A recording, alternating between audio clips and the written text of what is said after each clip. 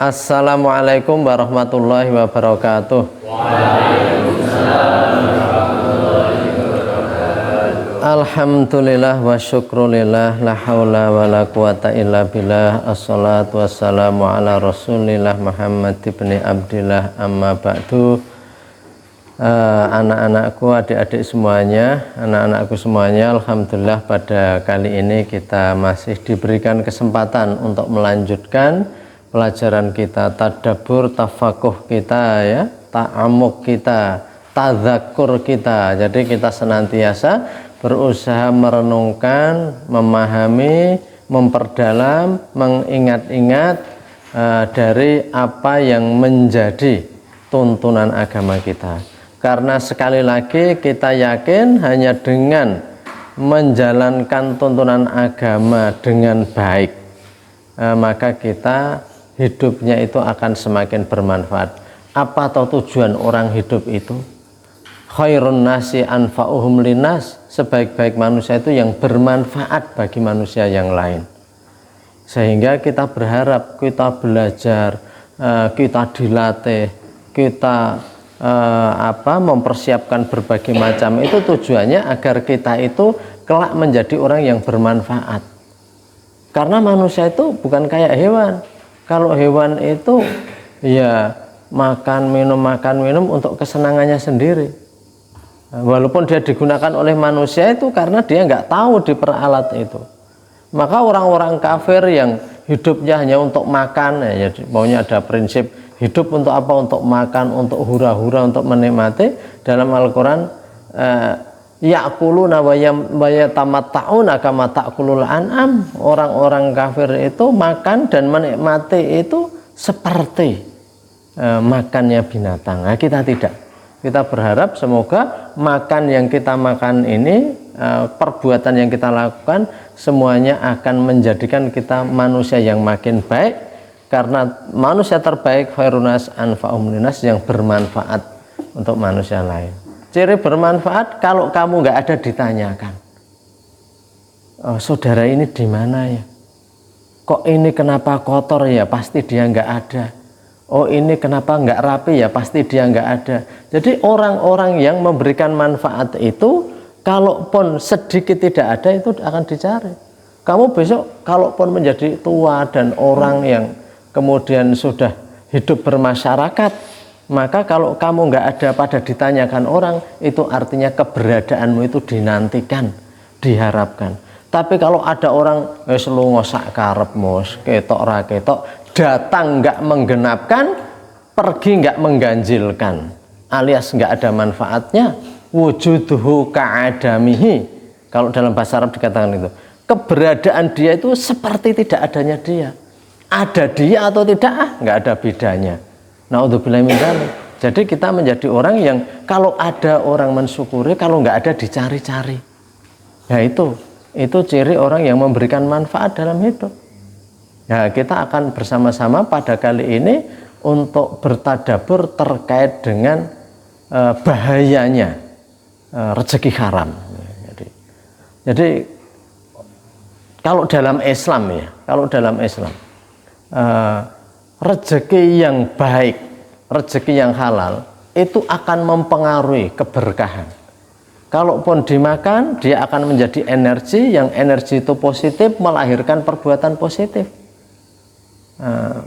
Akan serba memberikan kebaikan. Tapi sesuatu yang haram, sebaliknya. Jadi sebaliknya itu akan menjadikan masalah. Ada pepatah gini, uang haram itu akan mendorong orang yang menggunakan, yang memegang, untuk suka bermain api.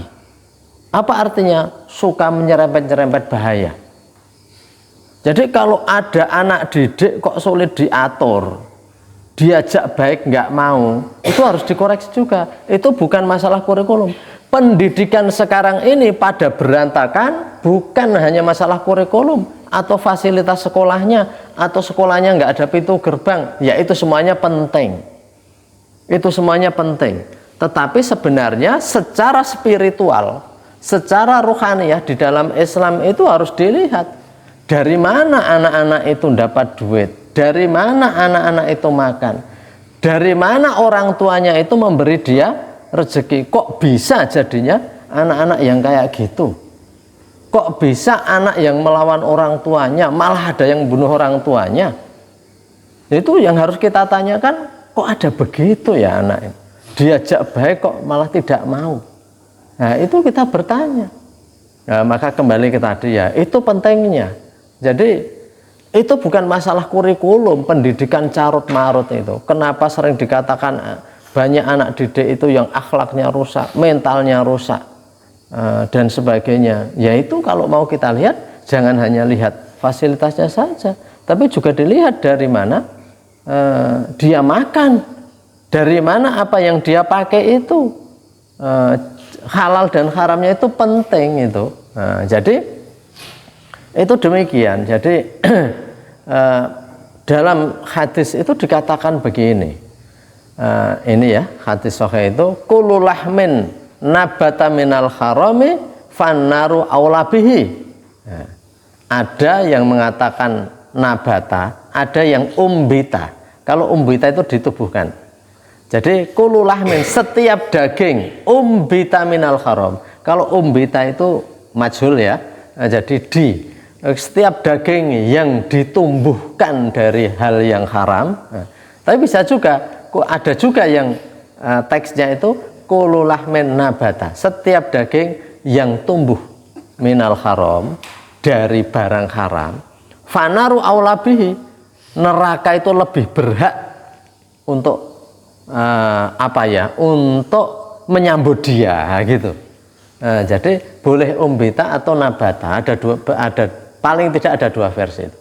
Jadi setiap daging yang tumbuh dari hal yang haram atau ditumbuhkan dari hal yang haram, itu maksudnya apa? Ya makanannya. Yang dimakan itu tidak dari yang halal, maka neraka lebih berhak menyambut. Jadi makanya tadi ada kata-kata patah, uang panas atau uang haram akan mendorong orang yang memegangnya untuk suka bermain api. Maka sering kalau ada orang korupsi, nanti rentetannya itu ada hiburan-hiburan, termasuk maaf ya, ada melibatkan wanita-wanita yang bukan istrinya. Sering begitu. Ya karena kesenangan dunia begitu, atau untuk mungkin perjudian, atau untuk berbagai macam. Dan terkadang kalaupun diberikan ke anaknya dikuasai kendaraan yang mewah dan berbagai macam, terkadang itu tidak menjadikan baik. Justru dengan itu menjadikan semakin buruknya. Jadi itu, maka uang panas itu akan mendorong orang yang megang untuk suka main api. Kalau di dalam istilahnya itu dulu vevere voloso, nyerempet bahaya. Bukan hanya nyerempet bahaya sebenarnya, malah dia melakukan hal yang membahayakan. Nah, jadi itu. Jadi setiap daging yang tumbuh dari haram, maka neraka yang lebih berat menyambut. Maka jadinya anak kok malah nakal, malah kemudian untuk ini, untuk itu, yang akhirnya dia itu ya intinya pada akhirnya ke neraka juga. Nah itu penting sekali loh dalam Islam. Maka rezeki itu yang penting bukan banyak sedikitnya, halal dan haramnya itu. Halalnya itu yang penting. Maka nggak apa-apa kamu kalau dikasih apa-apa itu nanya, sebenarnya bapak ini dapat rezeki dari mana, dan sebagainya. Nggak apa-apa ditanya, ibu dari mana, atau kalau di asuh familinya tanya, nggak apa-apa, dari mana. Jadi dengan kata lain, jangan sampai saya ini dibesarkan dengan rezeki-rezeki yang tidak halal. Coba yang kedua, di samping begitu juga ini terkait doa itu antara lain tidak terkabul itu karena yang berdoa itu banyak kecampuran hal-hal yang haram. Ya kita semuanya introspeksi ya, penyebab doa tidak terkabul itu banyak. Satu kelas itu saya kira menjelang ujian doa semua, tapi yang terkabul nilainya baik kan nggak banyak. Kamu mesti mau ujian ya doa. Mau malah nek ujian nasional itu do dijak tahajud bareng-bareng di mana, di banyak tempat. yang istighosah barang. Kok yang dapat nilai yang bagus sedikit itu jur doanya orang-orang itu do kemana? Kan pertanyaannya itu. Doanya itu jur do kemana? Ya doa itu bukan hanya masalah melantunkannya didengar bagus atau enggak, atau doanya panjang sekali atau enggak gitu ya, atau doanya sering didengar atau doanya pakai yang aneh-aneh ya. Bukan masalah itu. Ya itu boleh gitu ya. Tapi sebenarnya doa itu juga salah satu syaratnya ya kita itu harus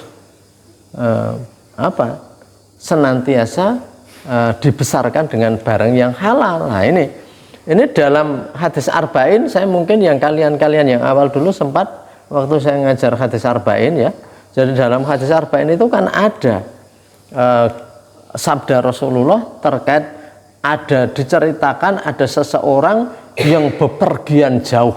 Wah, ya zaman dulu namanya bepergian jauh kan bisa jadi jalan kaki, bisa jadi naik kuda, sampai dikatakan as'atha aghbara ya. As'atha itu sampai kusut rambutnya, awul-awulan temel ya bahasa sekarang ya, saking kotore.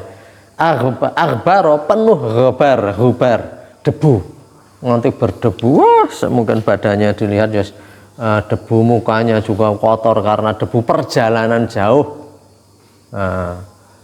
Yamudu yadaihi ila sama, kemudian karena dia itu ingin pertolongan Allah, ingin meminta sesuatu, orang yang sudah perjalanan jauh nanti berdebu, ibaratnya kita bisa bayangkan ya, orang itu ibaratnya sampai kesusahan, kesulitan, mungkin bekal juga hampir habis, kemudian minta kepada Allah, yamudu yadaihi ila sama, menjulurkan tangannya ke langit ya, dan kemudian ya Robbi, ya Robbi, ya Tuhan, ya Tuhan, ya Allah, ya Allah, intinya berdoa. Jadi kamu bayangkan ya, orang perjalanan jauh sampai kusut, sampai berdebu, kemudian minta kepada Allah, padahal kan Allah itu sangat mendengarkan hamba-hambanya yang hidup dalam kesulitan, orang yang lapar, orang yang hidupnya sulit. Itu mendekatkan kepada Allah dan Allah akan lebih mudah mendengar, kan begitu. Itu mirip orang-orang yang teraniaya. Ittaqu da'watal mazlum ya, hendaknya kalian takut kepada doanya orang-orang yang teraniaya. Nah, jadi ini orang sudah kepepet begitu, perjalanan jauh, mengangkat tangannya ya Rabbi berdoa, wa mat'amu haramun, tapi sayangnya orang itu makanannya yang biasa dia makan dari haram. Haram itu bisa zatnya daging yang dia makan, misalnya bangkai, daging, darah, itu kan zatnya ya. Nah, bisa juga haram karena cara mencarinya. Walaupun itu roti itu enggak mengandung lemak babi, tetapi mencarinya dengan cara tidak halal, dengan menipu, mengkelabuhi dan sebagainya, nggak boleh. Jadi wamat amu haram, yang dimakan haram. Ada juga yang makan memang haram, misalnya bagi orang yang makan daging babi jelas haram gitu ya. Sekarang kan juga ada itu di YouTube itu ya, apa itu masakan daging babi itu. Wamat amu haram, wa masyrabu haram, yang diminum juga haram. Yang diminum juga haram ya. Tadi sama, haram itu bisa zatnya haram, bisa cara mencarinya haram. Wa malbasu haram, pakaian yang dipakai itu juga hasil dari haram. Duitnya dari mana? Kalau yang bukan haknya itu haram. Kalau orang bekerja, dia nggak kerja menerima duitnya juga nggak boleh. Dia bekerja sekian, ngaku sekian juga nggak boleh. Kalau jual beli dengan nipu-nipu, dengan bohong-bohong juga nggak boleh. Kalau korupsi gimana Tat? Gimana Pak? Ya jelas namanya korupsi ya, jelas haram ya.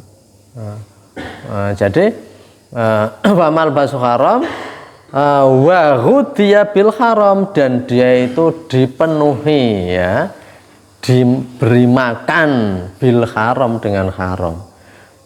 Hadis penutupnya bagus. Fa'ana yustajabulahu, mana mungkin orang seperti itu mau dikabulkan doanya, mana mungkin.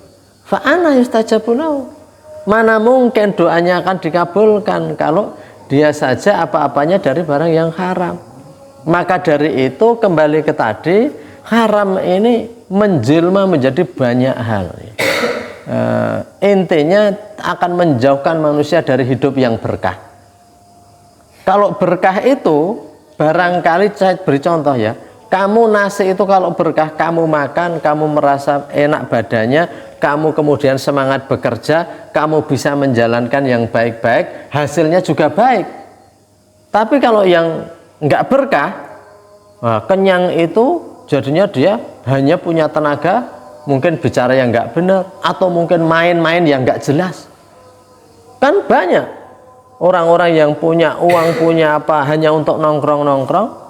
Tapi ada juga yang punya rezeki itu yang kemudian dipakai untuk kebaikan, untuk membeli buku, untuk belajar, dan sebagainya. Jadi intinya adalah, mari kita semuanya itu senantiasa menjaga agar yang kita makan itu yang halal. Karena rezeki yang haram itu, dia itu akan menjadi jalan panjang. Orang terkadang naik jabatan tertentu dengan rezeki yang nggak jelas haram, dia jatuh juga dengan itu. Dia itu jatuh juga dengan hal itu. Kemudian ya pokoknya jalan rezeki haram itu panjang sekali, dan setiap jalan, setiap gang dia akan merusakkan semuanya, dan pada akhirnya akan membawa kepada neraka. Karena hadisnya mengatakan setiap daging yang tumbuh dari yang haram, maka neraka yang akan menyambut dia, neraka yang akan menyambut dia. Jadi itu mengerikan, jalan panjang rezeki haram. Karena itu ya semestinya kita semuanya harus berhati-hati dengan itu.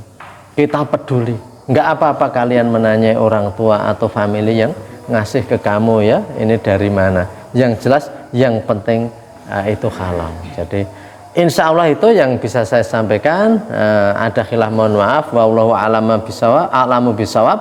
Assalamualaikum warahmatullahi wabarakatuh. Waalaikumsalam.